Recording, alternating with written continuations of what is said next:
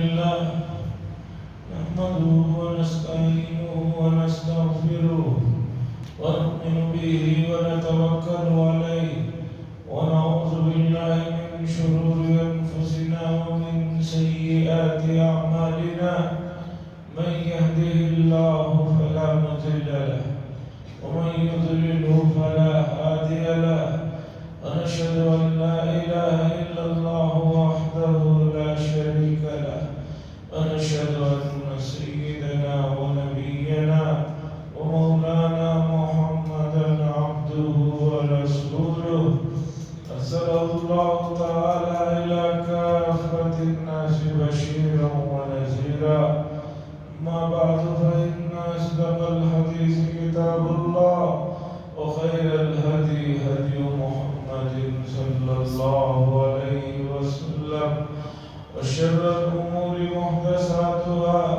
وكل محدثة بدعة وكل بدعة ضلالة وكل ضلالة في النار.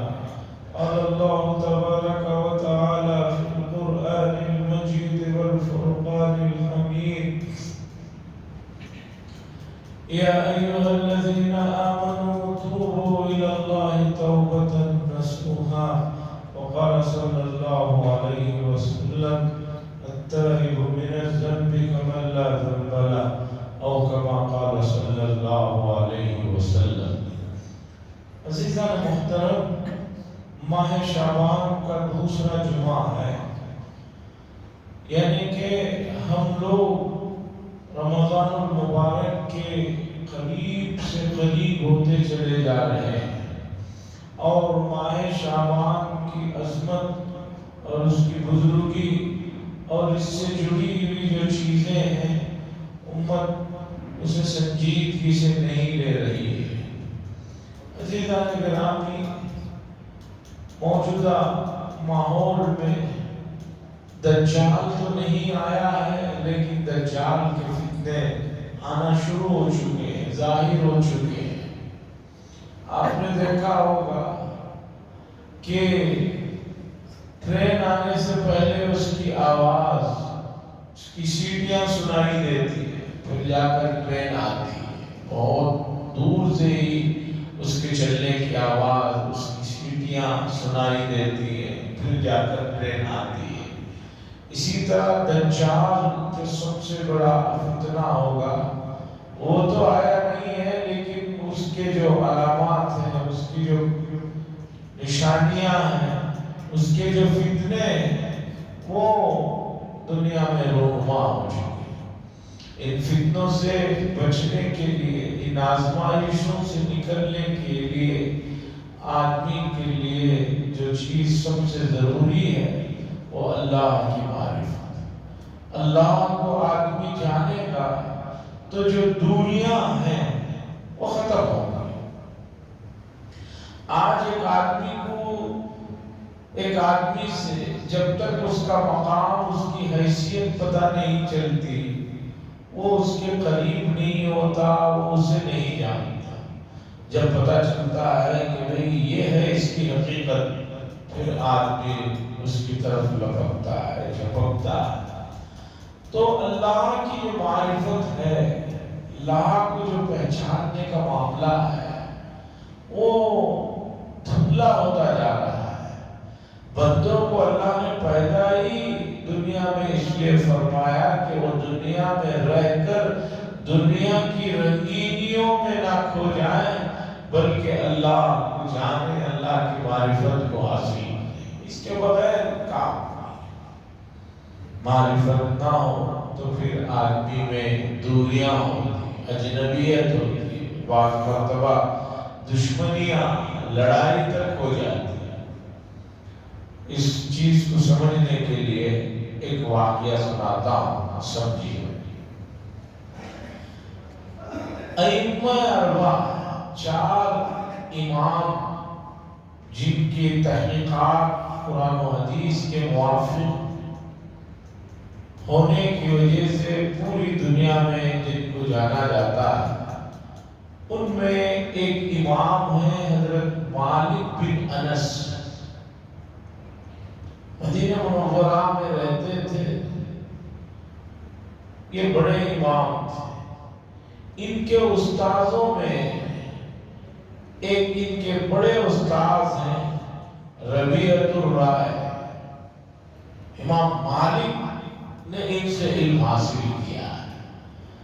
ان کا واقعہ ہے، ربیعۃ الرائے کا واقعہ ہے. یہ جب ماں کے پیٹ میں تھے تو اس وقت ان کے والد جن کا نام فروخ تھا، حکم ہوا امیر المؤمنین کی طرف سے جہاد کے لیے. تو یہ ان کے والد ربیعۃ الرائے جو امام مالک کے استاذ ہیں، ان کے والد فروخ جہاد کے لیے نکلتے وقت انہوں نے اپنے اہلیہ سے کہا کہ میں جہاد میں جا رہا ہوں. جانے کے بعد معلوم نہیں کیا کیا واقعہ پیش آئے گا، زندہ آؤں نہ آؤں، اس لیے یہ میری پوری جمع پونجی ہے، جو کچھ ان کے پاس درہم و دینار تھے وہ سب بیوی کے ہاتھ میں دیا اور کہا کہ جو بھی بچہ ہو اس کی اچھی تربیت کرنا. یہ کہہ کر وہ جہاد میں نکل جاتے ہیں. جہاد میں نکلتے ہیں، وہاں جاتے ہیں، پھر جو ہے وہاں سے وہاں، وہاں سے وہاں. حالات ایسے ہوتے ہیں کہ بغداد میں بھی کافی لمبے عرصے تک فتنوں کی وجہ سے ان کو رکنا پڑا، یہاں تک کہ 28 سال کے بعد ان کی واپسی ہوئی مدینہ منورہ. فروخ ان کا نام تھا. 28 سال بعد جب آئے تو پورا شہر بدل گیا تھا. مدینہ بڑی بڑی سڑکیں ہو گئی تھی، سب کچھ یہ ہو گیا تھا. یہ کسی طرح تلاش کرتے کرتے کرتے کرتے اپنے گھر پہنچے. ادھر ان کے جہاد میں نکلنے کے چند مہینے کے بعد ان کے اہلیہ ان کے گھر میں لڑکا پیدا ہوا جو ربیعۃ الرائے کے نام سے جانے جاتے تھے، اور انہوں نے مدینہ منورہ میں علم حاصل کیا اور اس کے بعد خود بہت بڑے محدث بنے، بڑے آدمی بنے. بہت بڑا حلقہ ان کے درس میں بیٹھا کرتا تھا. 28 سال بعد فروخ واپس ہوتے ہیں مدینے میں. اپنا گھر تلاش کرتے کرتے کسی طرح پہنچتے ہیں. رات کا وقت رہتا ہے، گھر مل جاتا ہے. گھوڑے کو باندھ کر گھر میں داخل ہونا چاہ رہے ہوتے ہیں، اتنے میں ان کے فرزند ربیعۃ الرائے وہ آ کر ان کو پکڑ لیتے ہیں. کہتے ہیں کہ کون ہے آپ جو اس گھر میں داخل ہو رہے ہیں؟ وہ کہتے ہیں کہ میرا گھر ہے اس لیے میں جا رہا ہوں. انہوں نے کہا آپ کا گھر کیسے ہو سکتا ہے؟ یہ تو میرا گھر ہے. یہ میرا کہہ رہے ہیں، یہ میرا کہہ رہے ہیں. اتنے میں آوازیں ہوئی تو لوگ بھی جمع ہو گئے. انہوں نے کہا کہ میں تمہیں بادشاہ کے پاس لے جاتا ہوں. انہوں نے بھی کہا حاکم کے پاس لے جاتا ہوں. بحث و مباحثہ چل رہا تھا. اتنے ہی میں اندر سے ربیعۃ الرائے رحمہ اللہ کی والدہ محترمہ اور فروخ رحمہ اللہ کی جو اہلیہ تھی، انہوں نے آوازوں کو سنا. سننے کے بعد باہر نکلی پردے کے ساتھ. دیکھا کیا ہو رہا ہے معاملہ، تو دیکھا کہ باپ بیٹے آپس میں لڑ رہے ہیں. وہ کہہ رہے میرا گھر ہے، یہ کہہ رہے میرا گھر ہے. تو انہوں نے نکل کر بیٹے سے کہا کہ ربیہ یہ تمہارے والد ہیں فروخ، اور فروخ سے فرمایا یہ تمہارے فرزند ہیں. جب تم گئے تھے تو میں حمل سے تھی، یہ وہ فرزند ہے. اتنا کہنا تھا. لوگ تو چلے گئے. باپ بیٹے آپس میں ملتے ہیں، جو ابھی تک ایک دوسرے کو لے جانا چاہ رہے تھے قاضی کے پاس اور جھگڑ رہے تھے، ایک دم دونوں میں بڑی گرم جوشی کے ساتھ معانقہ ہوتا ہے، مصافحہ ہوتا ہے. یہ واقعہ لکھنے کے بعد آگے لکھا جاتا ہے کہ ان دونوں کے درمیان میں یہ جو لڑائی جھگڑا اور جو غصہ تھا اچانک وہ جو محبت میں بدل گیا، اس کی وجہ کیا ہے؟ اس کی وجہ ہے معرفت۔ باپ کو نہیں پتا تھا کہ یہ بیٹا ہے میرا، بیٹے کو نہیں پتا تھا کہ یہ میرا باپ، جو ہی درمیان میں آ کر ان کی والدہ نے بتایا اور اس بیوی نے بتایا نہیں یہ آپ کا بیٹا ہے، اور بیٹے کو بتایا یہ آپ کے ابا ہے، تو فوراً دونوں میں محبت ہو گئی، فوراً گلے مل گئے اور آپس کے گلے شکوے ختم ہو گئے۔ یہاں کیا چیز ہے؟ معرفت ہے، نہ پہچاننا ہے کہ بیٹے نے باپ کو، باپ نے بیٹے کو نہ پہچانا، اس وجہ سے یہ ہنگامہ ہو رہا تھا۔ جو ہی پہچان لیا سب ختم ہو گیا۔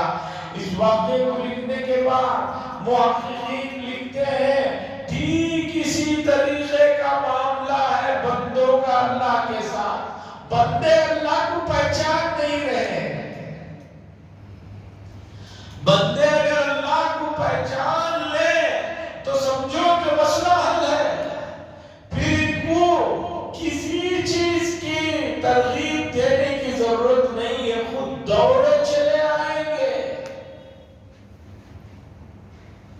یہ خود دوڑے چلے آئیں گے اللہ کے پاس۔ اللہ کی معرفت نہیں ہو رہی ہے، یہ معرفت جب ہو جائے گی تو پھر کسی بندے کو اپنے رب سے کبھی کوئی نہ شکایت رہے گی، کبھی کوئی دوری نہیں رہے گی۔ یہ کہو گا کہ سنیے معرفت سے مسئلہ حل ہو جاتا ہے۔ غالباً یہ واقعہ ہے ہارون رشید کے زمانے کا، کہ ان کے زمانے میں چوریاں بہت ہو رہی تھی، وہ پریشان ہو گئے کہ بھئی یہ چوروں کا جو قافلہ ہے ان کو کیسے قابو میں کیا ہے۔ تو ان کو سمجھ میں آیا کہ اب مجھے خود بھیس بدل کر جو ہے شہر میں نکلنا ہوگا۔ تو انہوں نے اپنا بھیس بدلا، چوروں جیسا حلیہ بنایا، ایک جگہ نکلے تو دیکھا کہ چند چور آپس میں بیٹھ کر میٹنگ کر رہے ہیں۔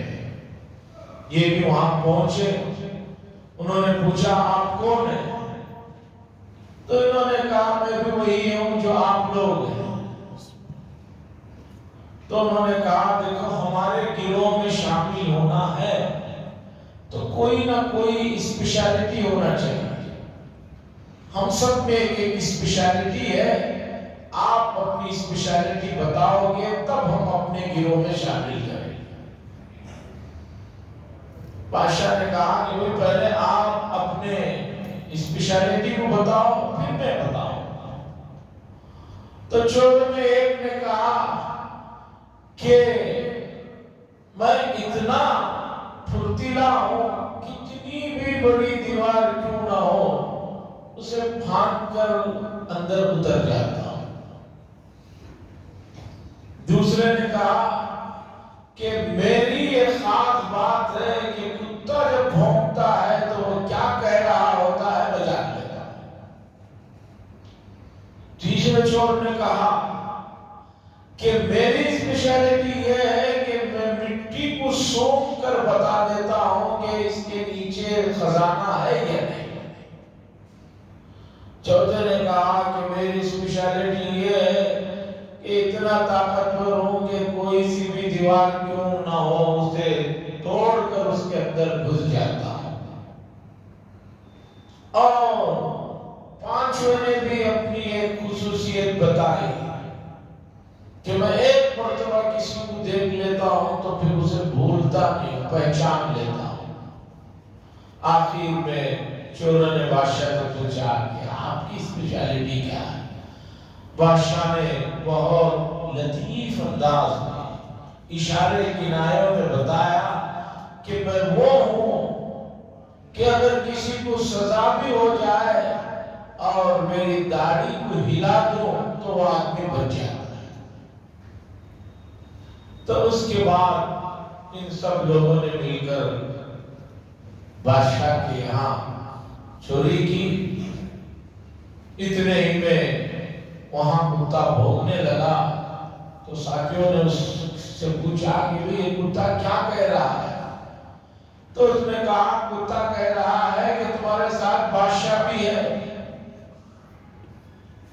तो चोरों ने कहा कि भाई या तो कुत्ते का दिमाग ठीक नहीं है या तुम्हारा ठीक नहीं है, यहाँ का बादशाह है। बहरहाल चोरी की, दूसरे दिन पकड़े गए। दूसरे दिन जब पकड़े गए तो बादशाह ने कहा सबको तख्ते पर लगाओ और फांसी दे दो, इसलिए कि इन लोगों की चोरी के लिए किसी गवाह की जरूरत नहीं, जो बादशाह खुद थे वो प्रोग्राम में। तो सब लोगों ने अपना अपना हुनर बताया। तो एक आदमी जो था जिसने कहा था कि मैं एक मर्तबा किसी को देख लूं तो भूलता नहीं हूं, उसे पहचान जाता हूं, उसने कहा कि मैं फांसी पर चढ़ने से पहले बादशाह से बात करना चाहता हूं। तो बादशाह के पास लाया गया। अब तो बादशाह अपने हुलिये में थे, रात को तो भेष बदल कर थे। उसने आकर कहा कि हमने तो अपना सब हुनर आजमा लिया, कुत्ते वाले ने बता दिया, खजाने वाले ने खजाना बता दिया, चढ़ने वाले ने चढ़ लिया, अब आपका नंबर है। बादशाह ने पूछा क्या मतलब? कहा कि राज चोरों के भेष में जो थे वो आप ही थे, और आपने कहा था कि मेरी दाढ़ी के हिलने से फांसी के फंदे भी रुक जाते हैं। मैंने आपको पहचान लिया है। हमने तो कल रात में अपना सब हुनर दिखा दिया, अब आप अपना हुनर दिखाइए। फिर बादशाह ने हुनर दिखाया, खत्म किया। इस वाक़े को नकल करने के बाद मुहक्किकीन ने लिखा है कि देखिए मारिफत आदमी पहचान लिया तो बच गया। उस चोर ने बादशाह को जो देखा था पहचान लिया तो अपना काम आकर जो है सबका आसान करवा दिया। इसी तरीके पर जो बंदा अल्लाह को पहचान लेता है वो अपना काम करवा लेता है। जो अल्लाह को नहीं पहचानता वो भटकते रहता है।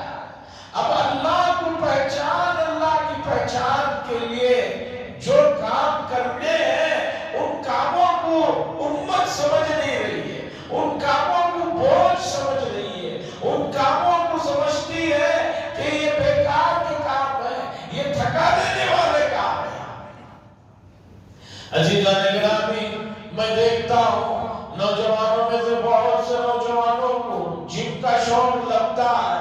जिम का शौक लगने के बाद उनकी हालत देखता हूँ कि दिन रात कोई नागा किए बगैर इतना पसीना बहाते हैं, इतनी मेहनत करते हैं, इतनी कोशिश करते हैं, और ऊपर से जिम वाले बता देते हैं कि आपको ये नहीं खाना है, ये नहीं पीना है, डाइटिंग करना है। मैं देखता हूँ इतनी डाइटिंग करते हैं, इतनी मेहनत करते हैं, इतनी कोशिश करते हैं कि अल्लाह हाफिज। सवाल ये है कि आप जिस जिस्म की हिफाजत के लिए, उसकी खूबसूरती के लिए, उसके शेप के लिए आप इतनी मेहनत कर रहे हैं, जबकि आपको भी मालूम है, आप भी जानते हैं कि ये बॉडी, ये जिस्म, ये शेप जो है, बड़े बड़े लोग जो आपसे भी ज्यादा जिन्होंने मेहनतें की, कोशिशें की, वो ज्यादा से ज्यादा 5-10 साल 15 साल से ज्यादा तक बरकरार नहीं रहती। उसके बाद जिस्म जवाब देने लगता है, आज़ा फेल हो जाते हैं, आधा खत्म हो जाते हैं। क्यों? आपने उसे उसकी जरूरत से ज्यादा उस पर काम किया, अब वो काबू में नहीं। हमारा सवाल सिर्फ इतना है कि आप अपने जिस्म के शेप और बॉडी के लिए इतनी मेहनत कर रहे हैं, उसके अंदर जो असल रूह है, उसके शेप के लिए, उसकी खूबसूरती के लिए, उसकी बुलंदी के लिए, उसके असरार और लता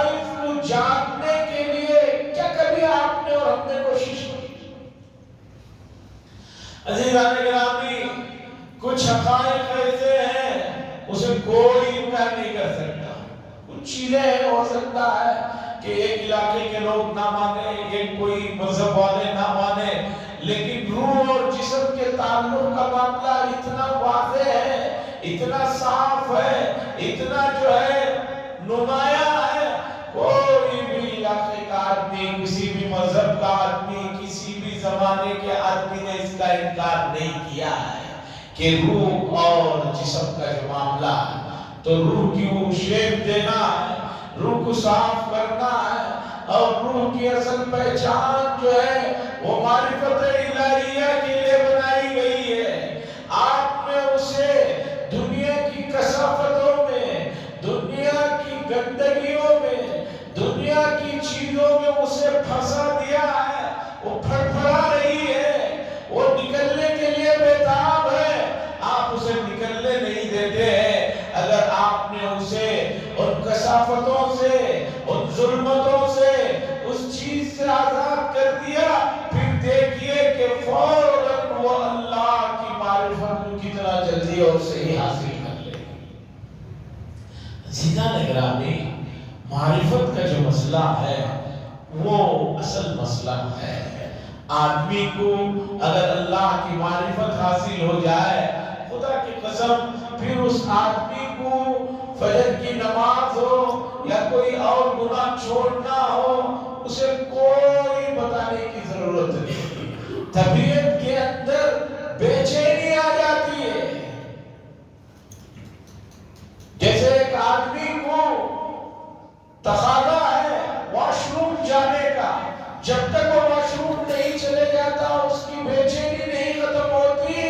ٹھیک اسی طریقے پر جس آدمی کو اللہ کی معرفت نصیب ہو جاتی ہے، اسے اللہ کی فرما برداری اور اطاعت کے بغیر سکون نہیں ملتا، روح پھڑپڑاتی رہتی ہے، اس کا جو کوٹا ہے اسے پورا نہیں کر لیتا تب تک اسے سکون نہیں ملتا۔ عزیزان گرامی، آپ کی روح جو پھنسی ہوئی ہے، بلکہ ہم سب کی جو روحیں پھنسی ہوئی ہے، جو کثافتوں میں ڈوبی ہوئی ہے، اسے آزاد کرنے کے لیے، اس کی اصل طاقت اور جوہر کو پہچاننے کے لیے آدمی کو اللہ کے دربار میں رجوع ہونا پڑتا ہے۔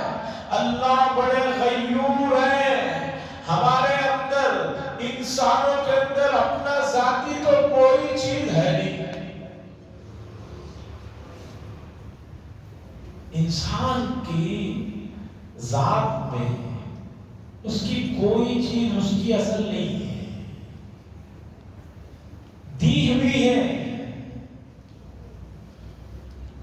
ایک بادشاہ نے ایک اللہ والوں سے تکبر کے انداز میں پوچھا، جانتے ہو میں کون ہوں؟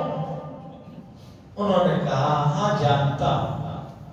تمہاری ابتدا یہ ہے کہ تم ایک گندے قطرے سے پیدا ہو گیا، اور تمہاری انتہا یہ ہے کہ قبر میں تمہیں کیڑے مکوڑوں کی غذا بنائی جائے، اور اس زندگی کی شروع اور انتہا کے درمیان میں تم اپنے اندر بے حد گندگیاں پیٹ میں لے کر گھوم رہے ہو، اس سے زیادہ کچھ حقیقت نہیں ہے تمہاری۔ انسان کے پیٹ میں گندگیاں بھری ہوتی ہیں، جانوروں میں بھی آپ نے دیکھا ہوگا، جتنا جانور وزن ہے اس کا 1/3 تو اس کی گندگیوں میں نکل جاتا ہے۔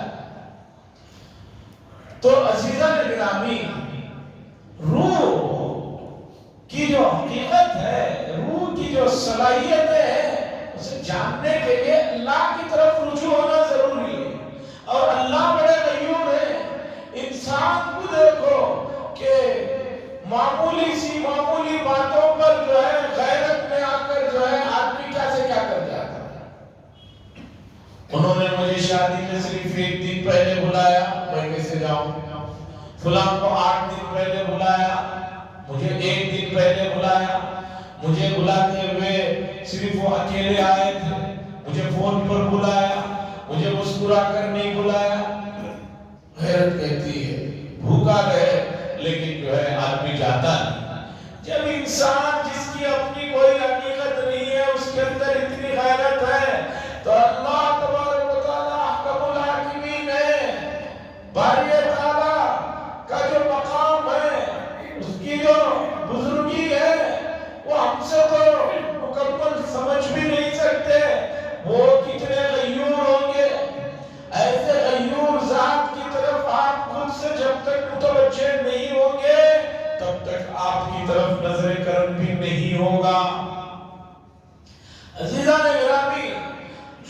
قرآن مجید میں انبیاء علیہ السلام کو پڑھتے ہیں، ان کے احوال کو جانتے ہیں، تو انبیاء جن کے تذکرے قرآن میں ہیں، خاص طور پر جن انبیاء کے تذکرے ہیں ان میں سیدنا ابراہیم علیہ السلام کا تذکرہ بھی بے شمار مرتبہ قرآن نے کیا، ایک مکمل سورت ان کے نام سے ہے، اور بھی جگہ جگہ قرآن مجید میں تذکرہ ہے۔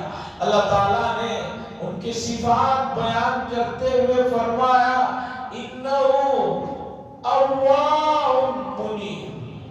اللہ کہتے ہیں بہت لو لگانے والی ذات، بہت زیادہ رجوع ہونے والی ذات۔ اللہ نے اس صفت کو بتایا اور امت سے کہا کہ تم بھی انہی کی امت میں سے ہو، تم بھی ان کا نام لینے والوں میں سے ہو، اس لیے تمہیں بھی اگر مقام اور حیثیت چاہیے تو ابراہیم علیہ السلام کی طرح ہم سے لو لگاؤ۔ لو لگانا کہتے ہیں کہ آدمی بالکل اسی کی طرف کمپلیٹ متوجہ ہو جائے۔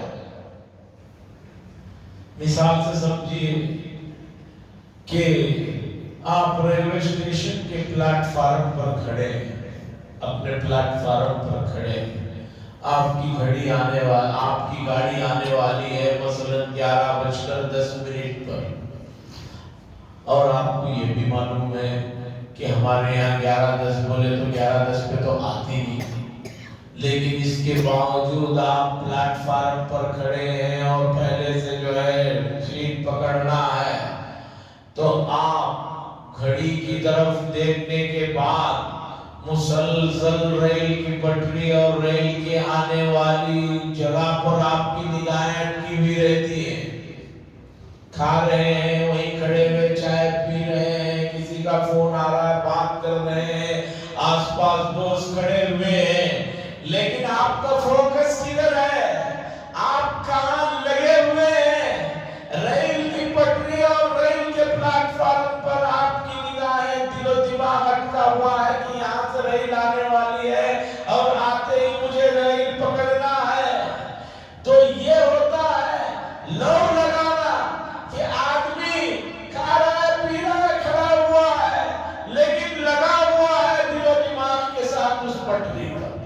اسی طریقے پر ہم نے دیکھا حیدرآباد میں ایک سالار جنگ میوزیم ہے، وہاں ہر گھنٹے لوگ 10-5 منٹ پہلے جمع ہو جاتے ہیں، جو ہی 12 بجتی ہے وہ گھڑی کے اندر سے ایک آدمی نکل کر آتا ہے اور وہ جو ہے کچھ بجاتا ہے اور بول کر جاتا ہے، پورے لوگ ایسا ٹک ٹکی مارتے ہوئے 5 منٹ 10 منٹ پہلے اس میوزیم میں ہر ایک گھنٹے کے بعد اس گھڑیال کے پاس آ کر کھڑے ہو جاتے ہیں، بات ہو رہی ہے، کھا رہے ہیں، سب ہے، لیکن دل و دماغ کہاں لگا ہوا ہے؟ اس گھڑی کے اس چیز پر لگا ہوا ہے۔ یہ ہوتا ہے لو لگانا۔ اللہ نے بتایا لوگوں دنیا میں رہو، کھاؤ، پیو، جینے کے لیے جو ہم نے چیزیں دی ہیں اسے استعمال کرو، لیکن اصل تمہاری جو لو ہونا چاہیے، جو اصل تمہارا فوکس ہونا چاہیے، اصل دل و دماغ اور روح جو متوجہ ہونا چاہیے وہ ہماری طرف ہونا چاہیے۔ ہمیں یہ چاہتے ہیں آپ سے، جیسے وہاں گھڑی کو دیکھتے ہوئے آدمی کھا پی رہا ہے تو کوئی مسئلہ نہیں ہے، اسی طرح یہاں بھی ہم اپنا پورا لو اللہ کی طرف لگا لیں تو کامیاب ہو جائیں۔ عزیزان گرامی، شعبان المعظم کا جو مہینہ ہے یہ مقدمہ ہے، یہ آنے سے پہلے، ایک بڑے مہینے کے آنے سے پہلے جو ہے تیاری کے لیے آپ کو بیدار کیا جا رہا ہے، آپ کو جو ہے اٹھایا جا رہا ہے۔ حضرت شاہ ولی اللہ صاحب محدث دہلوی رحمۃ اللہ علیہ فرماتے ہیں کہ اللہ کی جو رحمتیں ہیں وہ بہت وزنی ہیں، بہت باثر ہیں، ان کی سنبھالنے کے لیے آدمی کو پہلے سے تیار ہونا ضروری ہے۔ जिम में जाते ही पहले दिन आपको 100 केजी उठाने की इजाजत नहीं दे देते, थोड़ा थोड़ा वजन उठाओ, थोड़ा थोड़ा उठाओ, तैयार हो जाओ, फिर जब फाइनल आएगा तब वो पूरा वजन डाल के उठाना। इसी तरह इस महीने में गुनाहों से पाक हो जाओ, उसकी तरफ मुतवज्जे हो जाओ। क्यों? इसलिए कि एक बहुत बड़ी रहमतों के नुज़ूल का महीना आने वाला है। आने से पहले तैयार हो जाओ। जैसे किसान लोग जो है अपनी जमीनों को बारिश आने से पहले तैयार कर लेते हैं, कारोबारी लोग अपने माल को बिजनेस के लिए तैयार कर लेते हैं, इसी तरह हर आदमी अपनी लाइन का उसका वो महीना उसका वो सीजन आने से पहले तैयार हो जाता है। ठीक इसी तरीके पर लोगों, ये जो मुबारक महीना आगे चलकर आने वाला है उसके लिए तैयारी होनी चाहिए और बहुत पहले से होनी चाहिए। अगर नहीं हो सकी तो आखिरी दर्जा जो है शाबान में शुरू कर दो, और शाबान मुअज़्ज़म में भी उसका जो लैलतुल निस्फ़ मिन शाबान है, 15वीं शाबान की रात के बाद तुम्हें जो है मुकम्मल तैयार हो जाना है। अब उसका इंतजार होना चाहिए, उसके जो है शौक में बेकरारी होनी चाहिए। अज़ीज़ान गिरामी, मौजू शुरू हुआ था यहाँ से कि आज आदमी जो अल्लाह से, अल्लाह की बताई हुई चीजों से जो उससे दूरी है, उसकी असल वजह मारिफत ना होने की वजह से। अल्लाह को पहचाना नहीं आदमी ने, वमा क़दरुल्लाह हक़्क़ क़द्री, और अल्लाह का जो मकाम है, उसकी जो हैसियत है, जैसे उसकी कदर करनी चाहिए थी, इंसानों ने वैसी कदर नहीं की। अब अल्लाह की मारिफत के लिए आदमी का गुनाहों से पाक होना जरूरी है।